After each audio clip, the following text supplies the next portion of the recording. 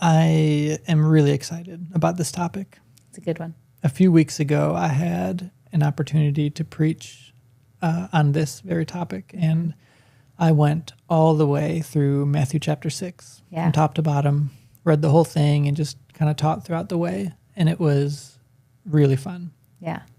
So if you don't know, Matthew chapter 6 is right in the center of the Sermon on the Mount. It's chapters 5, 6, and 7 in Matthew. And in the Sermon on the Mount, I think if I had to give like a general, like overarching topic for the sermon as a whole, Jesus talks a lot about living rightly, or he talks about righteousness, but in the context of what does it mean to live rightly? Specifically, like what does it mean to do right by God and do right by people? Yeah. And that's what we're called to, and that's what he was calling his followers to. And right in the center in chapter 6, he spends a lot of time talking about our relationship with money and wealth and possessions. Right. Pops up again. Yes. And I think it's fair to say that if we're going to be people who live righteously, meaning we do the right thing for the right reason. I'll talk about that for a minute because Jesus addresses that directly. Yeah.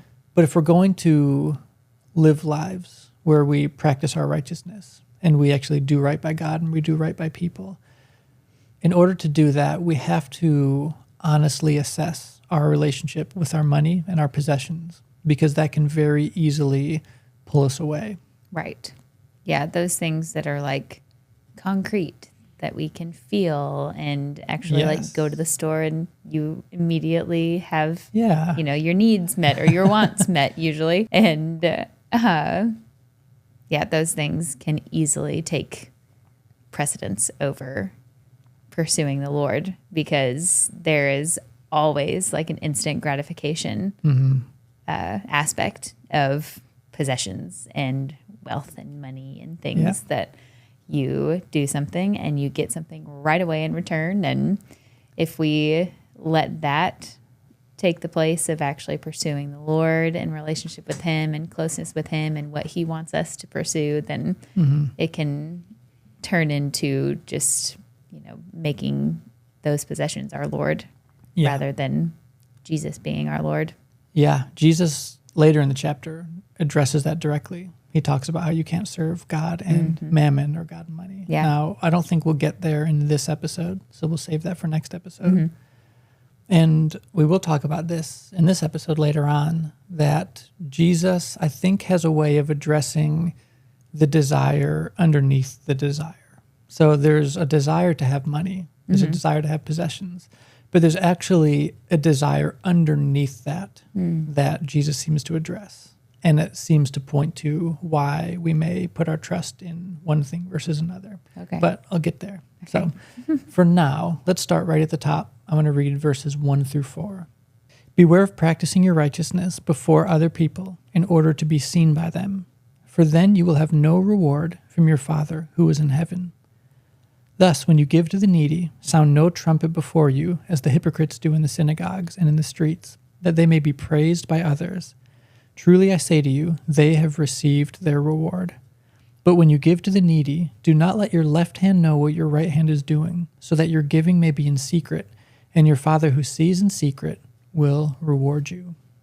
Last week, for those of you who maybe are just joining us and didn't hear our last episode, we talked about tithing, and I won't say a lot about that again, but I do believe in tithing, not because I think we're bound to the Mosaic Law or the Old Covenant, but because I think it's just a good practice for, as I put, creating like a rhythm of trust in our lives, where we use money to routinely communicate to the Lord that we trust him as our provider. Right, yeah. Now, my only hang up on teaching tithing is that it could potentially lead people to feel justified in thinking that, well, if I just give 10%, then the other 90% is mine to do with whatever I want. Sure. Yeah. And I did my duty of giving the Lord his, and now this is mine. To do with whatever I want. Yep. No questions asked. Yep. And that's just not the case. I think that a lot of times, and I used to teach this too, that 10% belongs to the Lord. Yeah. Well, actually 100% of it belongs to the Lord. Right. Yeah. It's all his. Yep.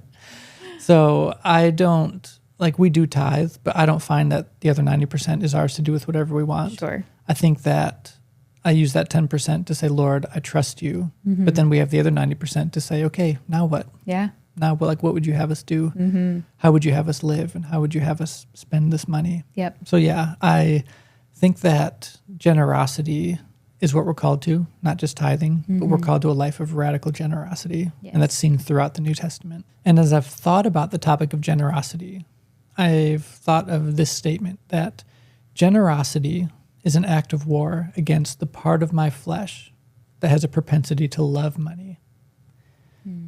And I think that we would be foolish to assume that we are somehow immune to the love of money Sure. or trusting it. Like, oh, no. I would never do that. Yeah. Yeah, not me. Yeah. No, I'm a Christian. I go to church. I trust the Lord.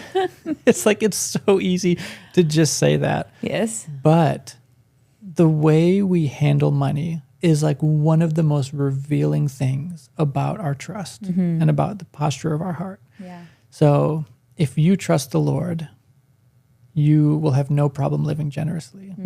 It's when we don't live generously that it's feels like a check engine light is coming on. Right. Yeah. What is it about money that I'm unwilling to part with freely? What is it that I think money can do for me that makes me want to keep it? Those are the questions we should be asking. Right. But Jesus seemed to think that the way we handle money is one of the most revealing things about our trust and about our heart and about what we love. Right. So I'll also tie that into what I just read about what Jesus said about giving in secret. So I said that generosity is an act of war against the part of your flesh that has the propensity to love money. And I'll say that giving in secret is an act of war against the part of your flesh that loves the recognition of being seen as generous. Yeah. So Jesus is talking about, and I think last episode we talked about the Greek word for hypocrite, Yes. hypokrites, that Jesus uses. And it's a little different than how we think about hypocrites. Right. But Jesus is basically saying there are people who are generous, and he also gives warnings about fasting and prayer. He says that there are people who practice these things not because they love people or because they love God, but because they love the thought of being seen by others as righteous. Yeah. Yikes. And you can do the right thing the wrong way. And in doing so, forsaking the reward or the honor that would come from the Father Right. for the sake of the reward. Because Jesus says about all three examples, he says they've received their reward, the reward being the recognition Right. that they get from the people around them. Right. Which is very temporary, very, it's, I guess, gratifying in the moment.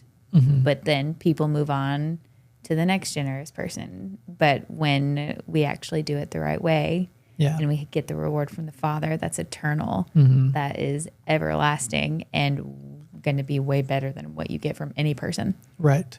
What are you going to get? A high five and a Yeah. you're great. Yeah. That is so temporary. Yeah. Sometimes it's that. And honestly, sometimes I think people are generous not because not because they love people or because they love generosity. Yeah. But sometimes I think people are generous because they think strategically, maybe in that well, if I give this money here or if I give to this person here, then they'll owe me or then I can call in a Sure. favor or, Yeah. Yep. And Jesus warns that live generously, but Yeah. love people. Live generously because you love God and because you Yes. love people. Right.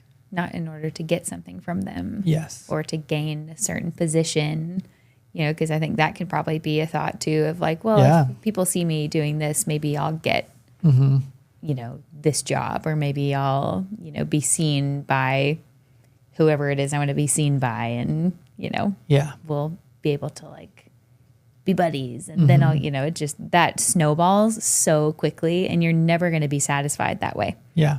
ever, because once you attain something that you wanted to through that false generosity, then there's always going to be the next big thing, and Yeah. then the next thing, and the next thing, and it just is unending. And that's the nature of money, Yeah. the nature of mammon. We won't get there in this episode. Mm-hmm. The next episode, we'll talk about what exactly that word meant. Okay. But that is the nature of money, is that when you start to love and trust it, it will make the same promises Yeah. that the Father will. It'll Right. make the same promises of peace and of joy Mm-hmm. and of security, but those things are always just beyond where you currently are. Right. Always. Just a little more. Yes. Just a little more. Yep. That's the thing about money, is it'll say, hey, if you had just this much, then you would have peace, then you'll have Right. joy. If you just had this type of thing, this car or this, whatever, Yeah. that's where your joy and your peace will come from. Right. And then you get that thing. And it's like, oh, well, I'm still not super satisfied. And it's like, oh, well, yeah, well, you got to have this thing. Yeah, and you but got to, this version of this thing. It's always, and the world is set up perfectly Yeah. to be able to, in quotes, satisfy those desires. Because you'll get it, and you may feel satisfied for a day, a month, maybe even a couple years, but eventually it's going to run out. Yeah. Yeah. I want to jump ahead to verses 19 through 21. And in those verses, I think Jesus seems to be addressing the desire underneath the desire for money. Mm-hmm. So we all do have a desire for money, for possessions, for wealth. And again, money and wealth are not inherently bad or inherently evil. Yeah. In fact, in the hands of the right person, it's an amazing tool. Yes. But Jesus is addressing the desire underneath the desire. So let's read verses 19 through 21. Jesus said, "Do not lay up for yourselves treasures on earth, where moth and rust destroy, and where thieves break in and steal.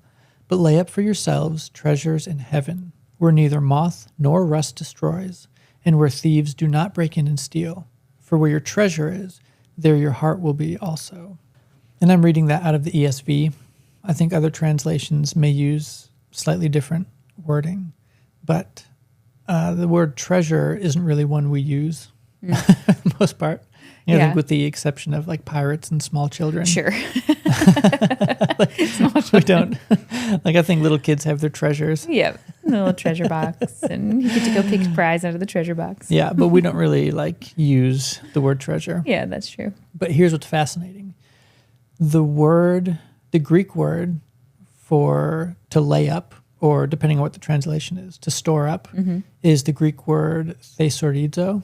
Okay. And it's like an action verb, means to lay up, to store up, to Yeah. treasure. Okay. Now, it's the same word in a different form that Jesus uses to say treasure. So when he says, don't lay up for yourselves treasures on earth, the word lay up and the word treasures are the same word, just in a different form. Oh, So interesting. it's thesorizo, to lay up, and then it's thesaurus, which is the word treasure. Okay. So, and which is actually where we get the word thesaurus, Yeah. Oh. which is Okay. Yeah. some kind of treasury of words. Treasure box of words Yes. that are similar. So he's basically saying, like, don't store up the stored up things on earth, or don't treasure the treasured things on earth. Don't lay up the laid up things on earth, Interesting. but treasure the treasured things in heaven. And again, that's one of those things that That's crazy. when you don't like dive in, Yeah. you just miss so much. Right. Yeah. I mean, I never heard that before. I feel like I'm constantly feeling like I've never read the Bible before because I'm like, I keep learning new things. Wait, this is what this means. I'm like, I've never actually known like what Jesus ever meant. Right. Is, Yeah. is how I feel sometimes. And it's like, it makes me feel, I think in a good way, like I feel like I'm having like a childlikeness Yeah. come out of like, I just feel like I'm discovering the Bible for like the first Right, time, like every yeah. time I study it. Yeah. But Jesus is addressing that there is a desire underneath the desire. Now, what is it about money that makes us want to store it up? Now, I'll say before I go any further that like I'm a saver. Yeah. Yep. We save money. We have savings. I'm not opposed to that. I Right. don't think that's a bad practice. Yeah. I think that there's wisdom in having There is wisdom in that. savings. Yes. And I have something else I'll say about that in a minute. But if you think about like what is it about money that makes us want to have a lot of it in the bank.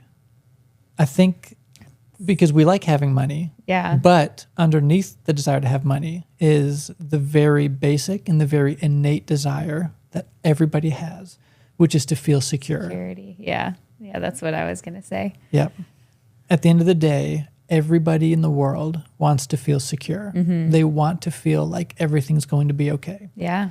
And one of the ways we go about achieving that sense of security is by storing up Yeah. the stored up things, by treasuring the treasured things. Right. If on something earth. happens, Yep. I have this to rely on. Where that's a lot of times where our minds go first, Yeah.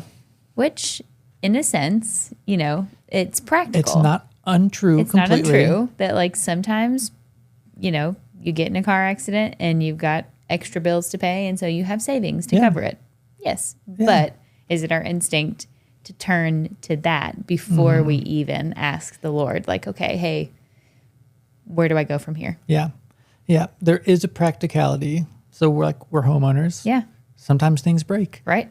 Sometimes you need to replace a dishwasher or Yeah. an AC unit. Or a and sink. Or a sink. Like we just had to replace a sink. Yep. And so there is a practicality to knowing that like money is how these things get done. Yeah.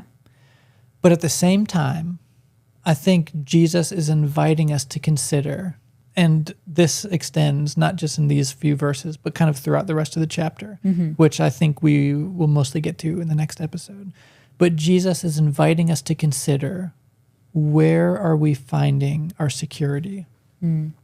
Are we feeling secure because of our possessions and our wealth? Yeah. Or are we feeling secure because we have treasured the things of heaven? And now you could start to unravel that. Like, what are the treasures in heaven? And I think there's a lot of different ways we could go about. Yeah. Because once again, Jesus is like, he's not super explicit all the time. Super clear. Yeah.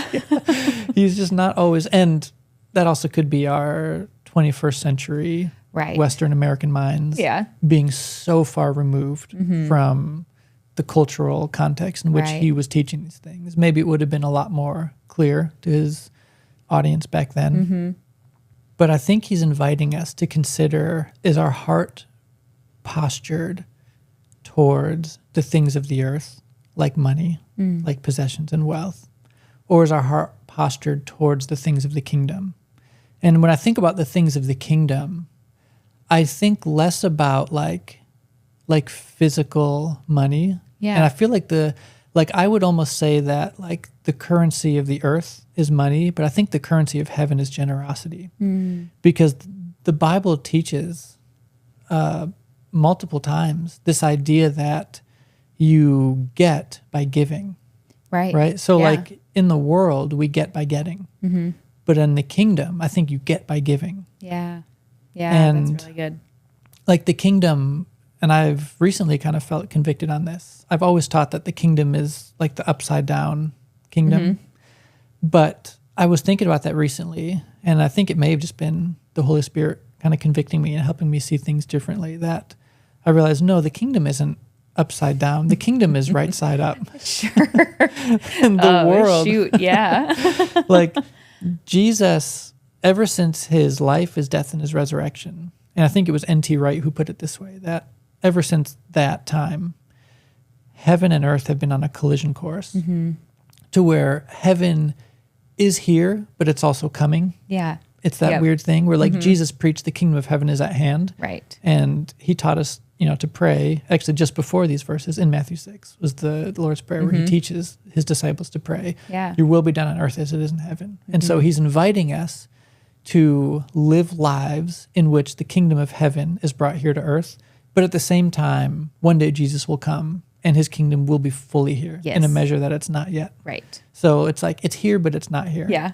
Yep. In the same way, I would say that like that's true for us in that we have been made righteous, but we are also learning how to live righteously. Yes. How to actually live out of our true identity Yes. as righteous sons and daughters rather than being influenced by the world and our brokenness. Yeah. And, Yeah. So we've been made right in the sense that we have right relationship with God by faith in Jesus. Yeah. It's Romans 5. But like I said, we have been made righteous, we have been made new, but we are also learning how to live out of our newness, how to Yes. act like people who are made new. Right. Now, going back to what I said earlier, the Sermon on the Mount is about Jesus teaching people how to live rightly, how to do right by God and right by people. So I would say that the kingdom is right side up and the world is upside down. And God is in the process, since the life, death, and resurrection of Jesus, he's in the process of making things right again. And part of that process is that he is looking for people on the earth who will live rightly. Yeah. And by living rightly, by doing right by God and right by people, you actually turn the world back right side up and you introduce the ways of the kingdom and you Right. make the world look a little bit more like heaven. Yeah. Yeah, because the kingdom was brought by Jesus. Everywhere he went, he was bringing the kingdom with him, revealing the kingdom Yeah. to everybody around him. And so we have Holy Spirit living inside of us. And so if we are doing things rightly, Yeah. we are bringing the kingdom with us wherever we go and revealing more and more of his nature to the world. And like you said, turning it right back side up. Yep. Right back side up. Back right Back side right side up. up. Turn it back side Right up. back side forward, backwards. But yeah, that's what I've been thinking about. Yeah. I did have a thought too, just going back to the idea of saving, because we do have savings. Yeah.